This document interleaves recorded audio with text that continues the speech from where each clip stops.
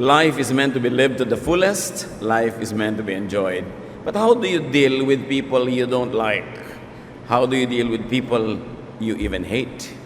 At yan ang ating pag-aaral ngayon, how to get rid of people you hate or dislike very strongly. Paano nga ba iwawagwag ang sa buhay natin ang mga taong ayaw na ayaw natin sa kanila? Panginoon, salamat dahil kayo'y maibigin at kahit di kami laging kaibig-ibig ay minamahal niyo po kami. Turuan niyo kami matuto mula sa inyo, Panginoon. At turuan niyo kaming palayain ang aming buhay mula sa mga negative emotions. Teach us how to be free from hatred and from people that we hate. Lead us, O Lord, so that we can have peace and quiet in our lives. And in that peace and quiet, we can behold you. And we can become more and more like your Son, Jesus. Father, be our teacher. Lead us. Teach us. Use your servant only as your instrument. Patawarin niyo kami sa mga kasalanan namin, O Diyos. Pakalinisin niyo po kami. We ask you to cleanse us and lead us unto that life that you have designed for us. Be our teacher. Be our speaker, O God. We seek you in the name of our teacher, our Lord, our Savior, your Son, Jesus. Amen. Why get rid of people you hate? Bakit nga ba kailangan patalsikin mula sa buhay natin ang mga taong kinamumuhian natin o mga taong inis na inis tayo? People you hate or dislike very strongly make deep impressions on you. That's one of the reasons why it should be dealt with. Malalim ang ukit sa ating alaala, sa ating puso, sa ating isip na ginagawa ng mga taong ayaw na ayaw natin. They leave a mark, they leave a dent in your psyche. They hold your memory and attention. They dominate your thoughts. They become your masters. Ayaw man natin, nagiging parang amo natin ang mga taong kinaiinisan natin dahil napapaikot nila tayo. Nakararamdaman natin ang galit at naapektuhan nila ang ating buhay. One classic example from the Bible is Haman, who hated Mordecai. Si Haman ay mataas na opisyal ng gobyerno. At ito naman si Mordecai ay isang karaniwang taong ayaw niya na magpakumbaba at ayaw niyang magbow dito kay Haman because this Mordecai would bow only to the God of Israel. Mordecai was an Israelite and Haman was a foreigner, and the Israelites were prisoners in this land at this time. So itong Haman na to, ang taas-taas ng ranggo, ang yaman-yaman, makapangyarihan, pero may tinik sa kanyang lalamunan, may bikig sa kanyang buhay, at ito ay ang pagkamuhi niya kay Mordecai. Esther 3:5, when Haman saw that Mordecai would not kneel down or pay him honor, he was enraged. Ang taas-taas ng kalagayan mo sa lipunan, magngangalit ka dahil sa isang taong wala namang posisyon, pero yon ang epekto sa atin ng mga taong ayaw na ayaw natin.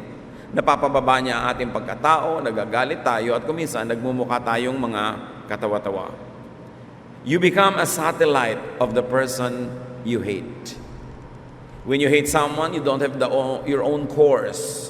You are just taken here to the left or to the right by people that you hate because they affect you so much.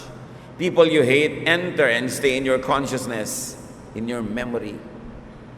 Kung may nakatira sa ating puso, dalawa yon. Mga taong mahal na mahal natin at mga taong muhing-muhi tayo. Pareho silang nandun. Pareho silang laman ng ating isipan at pareho silang lagi nating naaalala. Alaala mo sila lagi. Pag may kinakamuhi ang kamay, lason sa loob ng utak mo, yung pangalan, yung alaala ng taong yun. Esther 5:11-13, Haman boasted to them, meaning his friends and family, about his vast wealth, his many sons, and all the ways the king had honored him. And that's not all, Haman added. I'm the only person Queen Esther invited to accompany the king to the banquet she gave. But all this gives me no satisfaction as long as I see the Jew Mordecai sitting at the king's gate. Everything was going his way. Inimbita pa daw siya ng reyna at siya lang ang kasama ng hari at reynang naghapunan. Tumataas ang kanyang posisyon, gumaganda ang kalagayan niya sa lipunan, pero sabi niya, nababaliwala lahat yung nakikita ko yung Haman na yan, na nakaupo doon, inis na inis ako sa kanya. So people you hate are spoilers and eclipsers. And this early, I want to challenge you to think of your own Mordecais. May mga tao ba na pag naalala nyo, nakita nyo, nawawala kayo ng gana sa buhay, naiinis kayo, kumukulo ang dugo ninyo, nagngangalit ang inyong mga panga at ngipin, makita nyo lang na nakakalat doon sa inyong dadaanan. They cancel your happiness. People that you hate affect you, needless to say, with or without their involvement or awareness. Yung mga taong sobra natin kinainisan, wala naman silang ginagawa, hindi sila nagpapagod, pero may epekto sila sa atin. People you hate, anger you.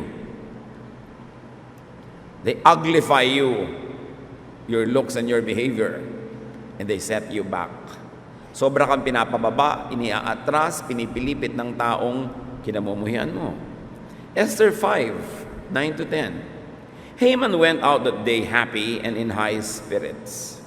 But when he saw Mordecai at the king's gate and observed that he neither rose nor showed fear in his presence, he was filled with rage against Mordecai. Nevertheless, Haman restrained himself and went home. Tulad ng mga iba na nating nakita sa nangyayari kay Haman, ang ganda-ganda ng araw niya, ang saya-saya niya, sobra siyang kinakasihan ng kapalaran, pero nakita niya bigla itong Mordecai, nainis na naman siya, nagalit siya, pero tinimpi ang galit. Sinupil ang nararamdaman, pero kumukulo sa loob ang kanyang damdamin at umiwas na lang siya at umuwi. Nakakapagod mamuhi. Kung sino man sa atin ang may kinakamuhian dyan, nakakapagod yan. Nakakadrain, nakakaubos ng lakas, nakakatanggal ng poise, sabi nga nila. So, what should you do to people you hate? Or how to get rid of people you hate? Siyempre, pag may tinik ka, dapat mong tanggalin sa iyong lalamunan. Meron po akong kaibigan na tinik. Halos 2 buwan yung tinik na nasa lalamunan niya.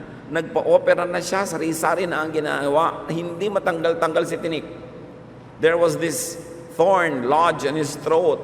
And even despite surgery, it could not be dislodged. It was so inconvenient. Kumisan merong parang punyal na nakatusok sa inyong puso. Mahirap mamuhi. So what do? How do you get rid of people you hate? There's only one way. Forgive them if they had wronged you. It's the only way that works. You can try many ways, even surgery, but the only way is to forgive. Colossians 3:13, bear with each other and forgive whatever grievances you may have against one another. Forgive as the Lord forgave you. Does God give us this advice to forgive for us to become losers? No. God gives us advice to forgive so we will win. Because it's only in forgiveness where you can win. Hindi ka pwedeng manalo na galit ka. Hindi ka pwedeng manalo na namumuhi ka. Ang panalo mo lang, pag nagpatawad ka na, doon ka palang makakawala. The only way that you could get them off, that strongly remembered list, the only way that you could cut or lessen or minimize their negative connection to you, the only way that you could be free of and from them is to forgive them. Proverbs 12:16, a fool shows his annoyance at once, but a prudent man overlooks an insult. Ang mga hangal daw, madaling mainis, at ipinapakita nga ang kanilang pagkayamot. Pero ang mga matatalinong tao, pinapalampas na lang yung mga nakakainis na bagay para hindi na sila maapektuhan pa. So be good, or at least be wise. Forgive. Kung napakabuti mo, magpatawad ka. Pero kung hindi ka mabuti, at least magpakatalino ka, magpatawad ka pa rin kasi ikaw pa rin ang makikinabang. Gusto mong mahalin ang kapwa mo, patawarin mo. Pero kung gusto mong sarili mo lang ang mahalin mo, magpatawad ka pa rin kasi ikaw pa rin ang makikinabang pag nagpatawad ka. What to do with people you hate? Forget them. Isaiah 43:18, forget the former things. Do not dwell on the past. Yung nagpapatawad lang ang nakakalimot. Habang hindi mo pinapatawad ang isang tao, hindi mo siya malilimutan. So kawawa ka naman. But you don't forget whatever or whoever you feel strongly about. Forget the feelings. It's impossible to forget people unless you have an amnesia. But you can forget the feelings. Yung feelings na masama, be free. Be free. What do you do with people you hate? Turn them into people you could like by giving them positive influence.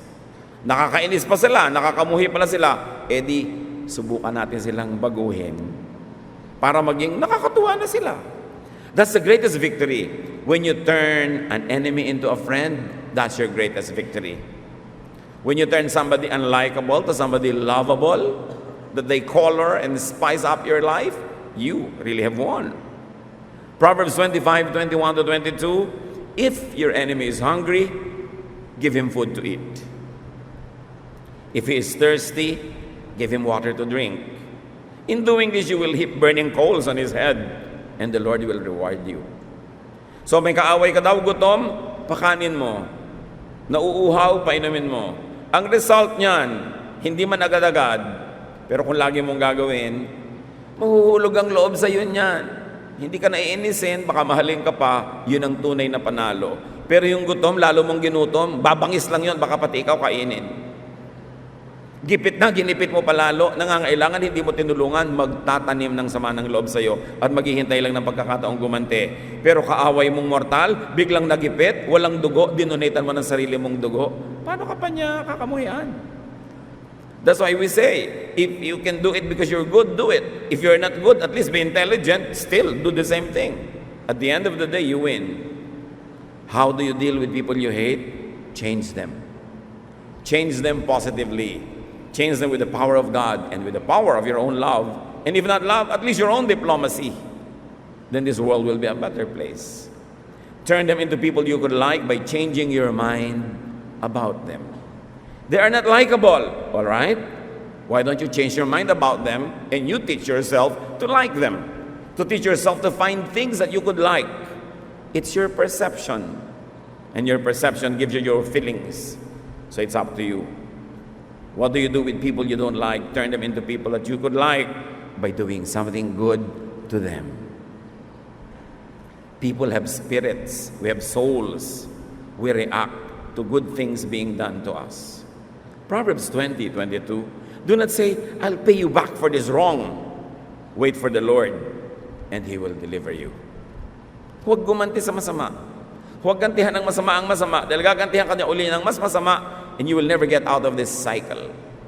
But break the cycle of evil will, of bad relationship with something good. And then you start something good going. You cannot change them.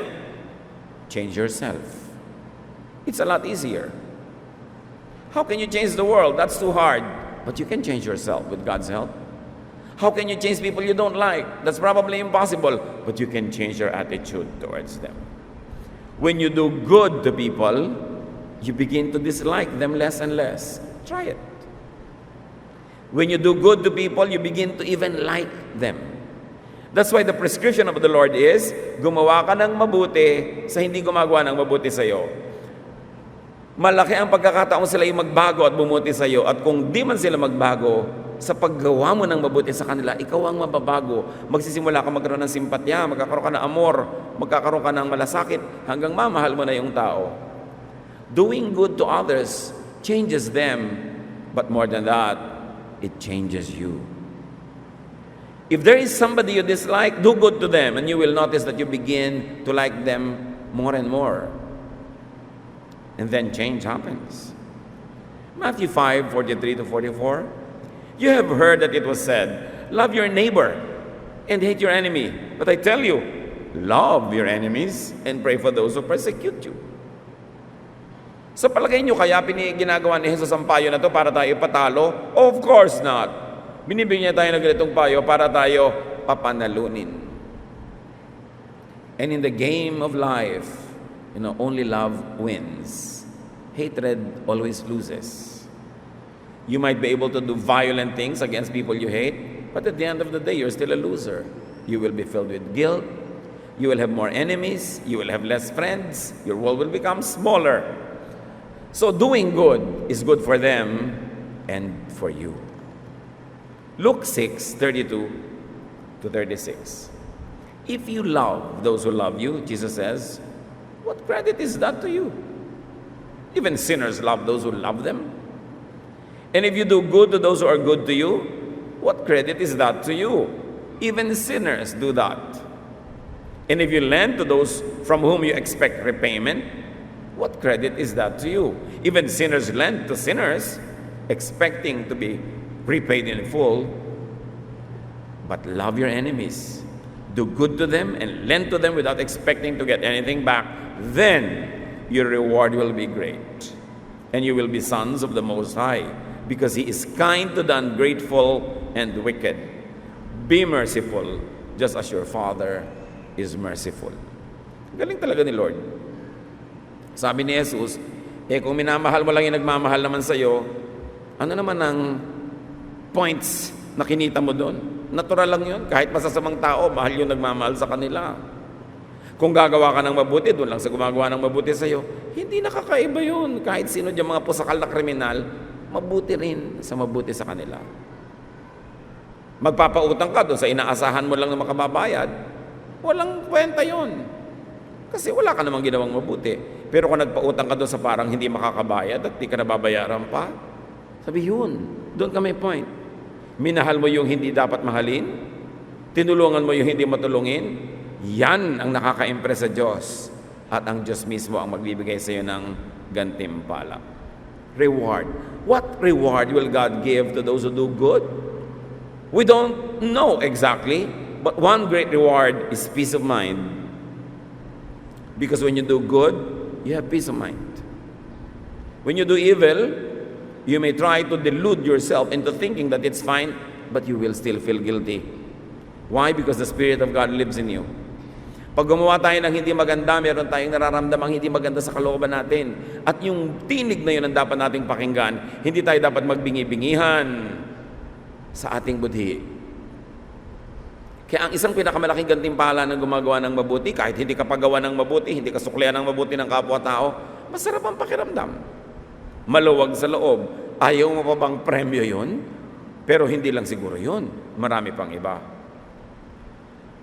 Nakatali ka sa inuutangan mo, pero higit doon, nakatali ka sa pinautang mo. Di ba? May utang ka, matino kang tao, hindi mo malimut-limutan yung inutangan mo hanggang hindi mo nababayaran. Pero may utang ka, hindi ka matino, pwede mong malimutan yon. Maraming ganon. Pero, may pinautang ka, matino ka't hindi, malilimutan mo ba yon? Tandang-tanda mo ang iyong mga pautang, di ba? Ngayon, may pautang ka sa tao, may utang siya sa iyo, meron siyang ginawang masama, hindi pa siya nagbabayad, malilimutan mo ba siya? Eh di nakatali ka sa kanya. May ginawa siyang mali sa iyo, hindi ka nakakaganti, eh di hindi mo siya malilimot, nakatali ka. This is what I mean. You are bound to people that owe you things. And the only way that you could be free from them is to cut off that remembrance by forgiving them. As long as you want to collect, as long as you want to get even, you will never forget. And then you will never be free. Nakatali ka sa inaantayan mo ng bayad. Kahit siya, hindi na niya kinikilala yung tali na yun na nagkokonekta sa'yo, ikaw nakatali pa rin. And you cannot even move on. How to get rid of people you hate?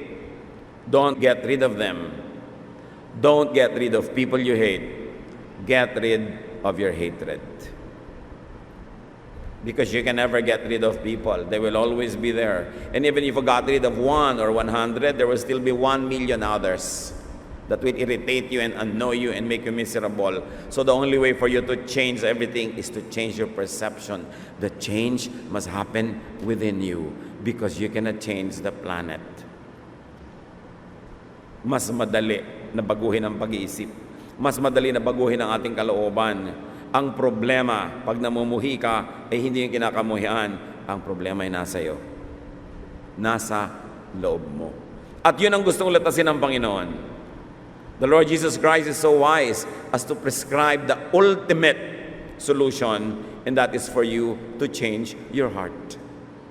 Not for you to try to change people around you, but for you to change the way you treat them, the way you deal with them, the way they affect you. Love or hatred binds you to its object. Pag mahal na mahal mo isang tao, nakatali ka.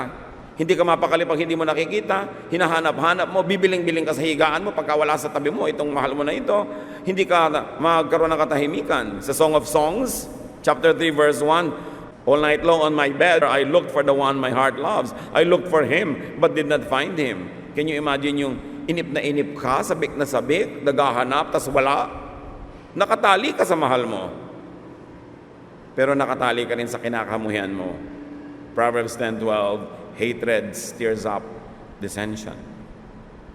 And look at this Mordecai. Whenever he looks at Haman, whenever he sees Mordecai, nawawala ang saya niya. Nakatali siya. Gusto niyo ba yun?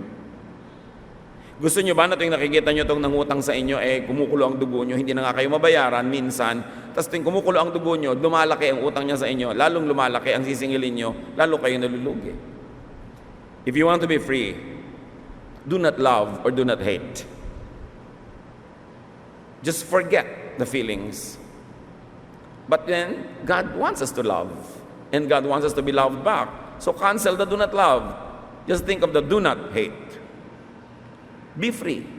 Masarap naman na nakagapos ka rin sa mahal mo at mahal ka rin niya lalo.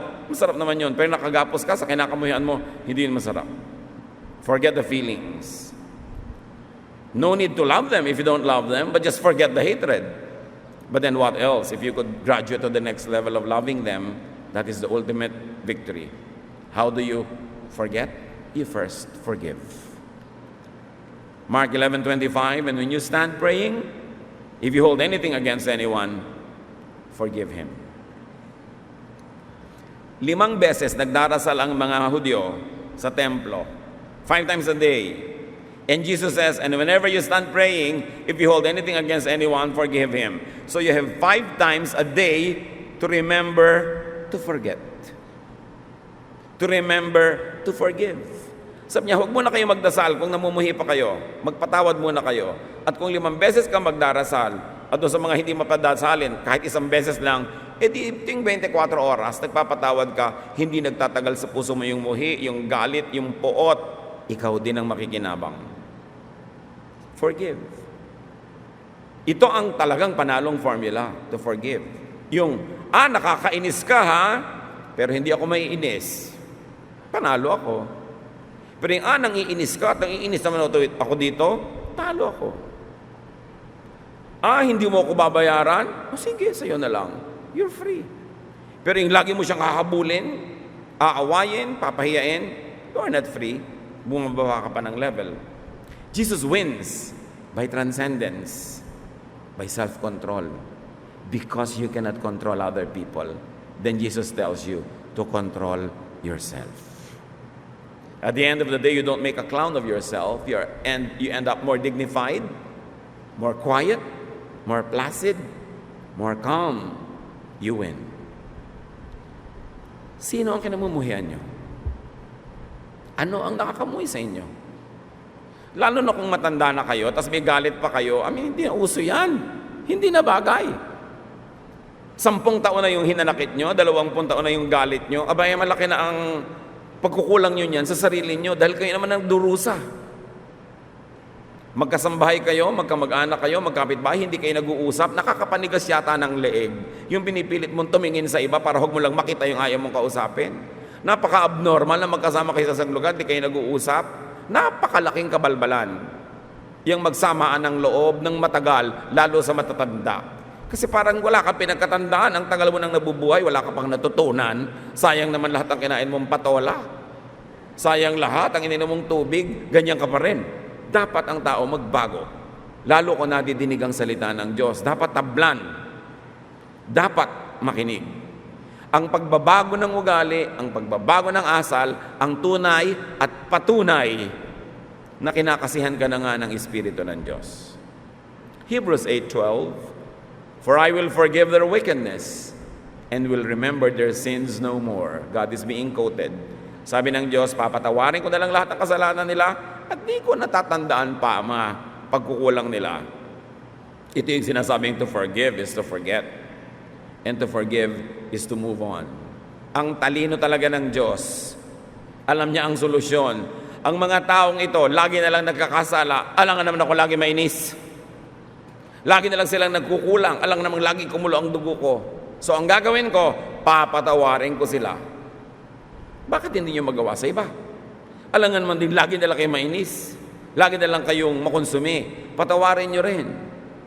Forgiving people is the greatest revenge. Aha! Ang dami mong kasalanan, ha? Iniisip mo, magagalit ako, makukonsumi ako, maha-high blood ako. No way, I'll forgive you. Then I'm free. Yun ang winner. Even God could be free from anger and agitation and irritation because He forgives. Something to learn. God forgets. Sabi niya, kung gaano kalayo ang silangan sa kanluran, doon ko ilalayo ang mga kasalanan nila. Ibabaon ko sa pusod ng dagat at di ko na uungkatin pang muli. Sinong tumahimik, edi yung nagpatawad. Make it easy. Make it easier for others also to forgive and to forget you. Mga kapatid, hindi lang yung puso natin ang pinag-uusapan dito na magpatawad dahil siguradong marami rin tayong pagkukulang sa iba. As much as we are concerned about forgiving others, we should be concerned about helping others forgive us. Every day, whether you like it or not, whether you intend or not, you offend other people. Sometimes you take their place or they think you take their rightful place. Sometimes you take the promotion that they think they deserve. Sometimes you win this romantic object that they think they should have in their lives. So kung may sinasadya man natin o hindi, may mga naiinis at nagagalit din sa atin. Lalo na kung sinasadya pa natin at lalo na kung nagkukulang talaga tayo. So, tulungan din natin ang iba na patawarin tayo. Kung may kasalanan kayo, magbaba ng loob. Humingi ng tawad, magpakumbaba. May nainis kayo, magpasintabi. May pagkukulang kayo, punan. May utang kayo, bayaran. Help people forgive you because it's unkind for you to cause others to hate you because it sets them back. Ang tunay na kabutihan ay hindi lang gumagawa ka ng mabuti sa kapwa, tinutulungan mo rin yung iba para huwag mayamot sa'yo. Kasi ting nayayamot sila sa'yo, naiinis sa'yo, nagkakasala sila, mananagot ka rin sa Diyos dahil ikaw ang dahilan ng pagkakasala nila. So hindi lang tayo nag-iisip na, kailangan ko palang magpatawad. Dapat din nating isipin, paano ko kaya tutulungan yung mga tao sa paligid na patawarin din ako? Yung mga inis na inis sa akin, paano ko kaya aalisin yung inis nila? Paano ko kaya palulubagin ang loob nila na nagagalit sa akin? So who do you hate? What do you hate? It's pointless to carry that weight. Jesus wants you free. Sabi niya, my yoke is easy, my burden is light. Pero yung pagdadala ng muhi at galit, mabigat na dalahin yan. Huwag niyong dalhin 1 minute longer because you can forgive. And you can ask God to give you the grace to forgive. And you can help others forgive you by being humble, by seeking their forgiveness, or by stop being irritating, by starting to be nice. We owe it to everybody. Meron tayong pananagutan sa isa't isa. Aming Diyos, salamat na lang merong paraan para maalis ang galit, para mawala yung utang sa amin ng kapwa. Salamat na lang merong pagpapatawad. Thank you, Lord, for the very idea of forgiveness. And because of this, we don't have to depend on others to repent. We don't have to depend on others to be nice and to be good. But we just have to decide to forgive, and we will be free. Patawarin niyo kami, Panginoon, kung sinisira namin aming sarili at mga nasa paligid namin sa pagkikimkim ng sama ng loob, sa pag-iipon ng galit sa aming puso. Turuan niyo kami, Lord, na ang lahat ng ito isuko sa iyong paanan. Magbago talaga ang isip namin at pamumuhay at huwag namin ipagpilitan, huwag namin tigasan ang ulo namin na patuloy na magalit at mamuhi. Lumalabas lang ang pangit sa pagkatao namin kung kami nagagalit. Kaya turuan niyo kami, Lord. Teach us to contain ourselves, to control ourselves, to put ourselves under the control of your Spirit. Pagbulay-bulayan natin ang mga mensaheng ito, mga kapatid. Let us ponder these things. Let's think about people we probably dislike very much or just dislike mildly, but dislike nevertheless. Let us think of people we probably hate. And right now, don't wait any minute longer. Forgive them. Because by forgiving them, you also seek the forgiveness of God for yourself. and then you set yourself free. Isipin din natin kung meron tayong dapat lapitan, hinga ng tawad. May ugali tayong dapat baguhin para hindi patuloy na mainis sa atin ang mga kasambahay o mga kasama natin sa buhay natin. Lord, in silence, may you continue to give us insights. Finish this message. Bring it to the level of fruition that we will become better persons, that we will become kinder, nicer, sweeter to be around. Pagbulay-bulayan natin at sa tulong ng Espiritu, patuloy nating ubusin ang mga yamot, galit, pagkapuot sa ating buhay na magkaroon tayo ng kapayapaan. Lord, continue to bless your people as we lay still, as we hear your voice.